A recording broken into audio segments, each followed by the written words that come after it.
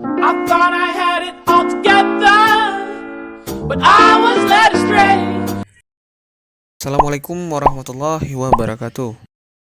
Halo guys, dan selamat datang di Luka Miko. Adapun video ini dibuat dalam rangka tindak lanjut dari program BIMTEK AKM di Guru Belajar Kemendikbud. Sebelum video ini lebih jauh, perkenalkan nama saya Pandriwan Miko. Saya adalah guru bahasa Inggris di SMA Negeri 1 Mesidah di Kabupaten Banda Meriah, Provinsi Aceh. Seperti yang kita ketahui, dengan bergantinya masa jabatan Menteri Pendidikan, akan ada kebijakan-kebijakan baru yang dikeluarkan untuk mengembangkan sistem pendidikan di Indonesia. Salah satu kebijakan baru yang ada ialah ditiadakannya ujian nasional dan menggantinya dengan asesmen nasional.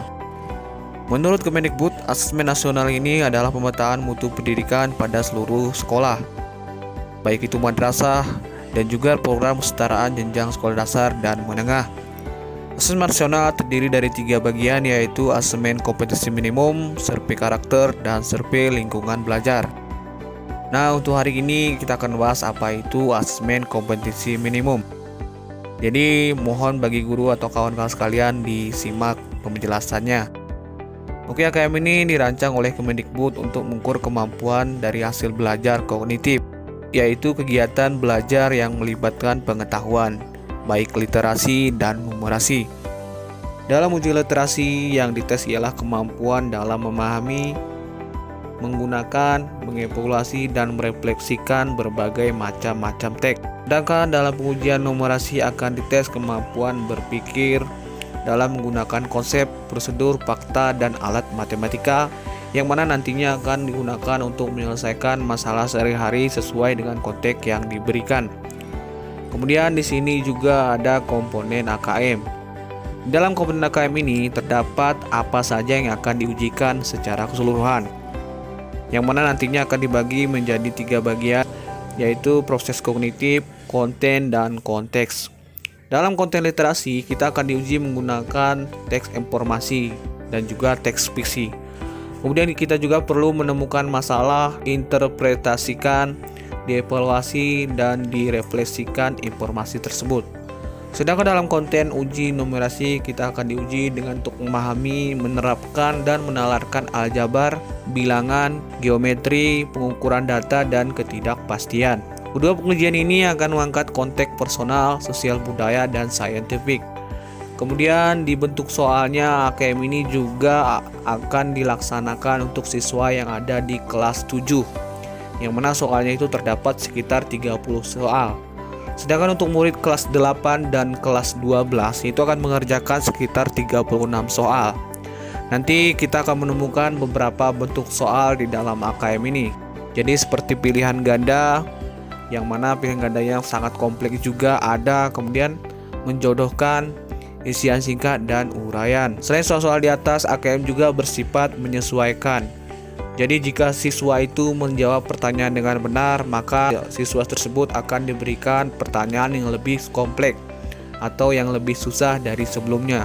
Sedangkan jika siswa menjawab salah satu pertanyaan itu salah, maka soal yang diberikan juga akan semakin mudah dari soal sebelumnya. Kemudian di bidang pelaksanaan, AKM ini akan dilaksanakan menggunakan komputer, yang mana komputer tersebut harus ada jaringan internet yang disiapkan oleh sekolah atau oleh pihak lainnya. Kemudian waktu pekerjaan ini dilakukan selama 2 hari. Hari pertama akan digunakan untuk asesmen literasi selama 75 menit, yang mana untuk jenjang pendidikan SD, dan 90 menit untuk jenjang pendidikan SMP, MTSN, SMA, SMK, dan sederajat. Di hari pertama kita juga akan melakukan survei karakter selama 20 menit, yaitu untuk pendidikan SD. Kemudian 30 menit untuk pendidikan SMP dan SMA. Kemudian pada hari kedua kita akan melakukan tes numerasi dan survei lingkungan belajar dengan ketentuan waktu yang sama dengan hari sebelumnya. Setelah seluruh tes dilaksanakan, hasil dari asesmen nasional ini tidak akan dilaporkan kepada siswa secara langsung, melainkan dilaporkan kepada pihak sekolah untuk mengukur dan memperbaiki kualitas dari sekolah. Dari hasil asesmen ini diharapkan para guru dapat menyesuaikan cara mengajar dan mengembangkan kompetensi serta karakter dari setiap murid. Kemudian siapa itu peserta AKM? Jadi peserta AKM ini adalah orang-orang yang akan mengikuti AKM. Jadi Kemendikbud itu akan memilih peserta secara acak dengan pertimbangan faktor sosial ekonomi dari kelas 7, kelas 8, dan kelas 12.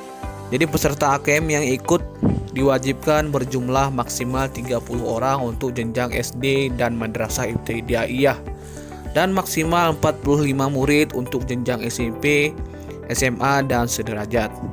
Nah, mungkin itulah penjelasan dari AKM. Semoga bisa menjadi gambaran bagi rekan guru dan siswa sekalian. Dan mungkin sampai di sini saja dan sampai berjumpa di video selanjutnya. Yuk.